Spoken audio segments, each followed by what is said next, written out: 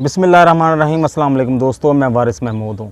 इमाम बाकर रज़ी अल्लाह ताला अन्हो ने फरमाया कि 12 रबीउल अव्वल से लेके 17 रबीउल अव्वल तक जो इंसान रोज़ाना एक मरतबा सूरत रहमान पढ़ता है या सुनता है तो गैब से अल्लाह के फरिश्ते उसकी दुआ को कबूल कर लेते हैं और रबीउल अव्वल के महीने में ही उसके घर में गैबी मदद का नज़ूल होता है। जी हाँ दोस्तों, 6 रबीउल अव्वल से लेके 17 रबीउल अव्वल तक सूरत रहमान को पढ़ना कभी ना भूलना, क्योंकि ये अमल रिज़्क़ के फरिश्तों को तुम्हारे घर की तरफ करने का एक ख़ास अमल है।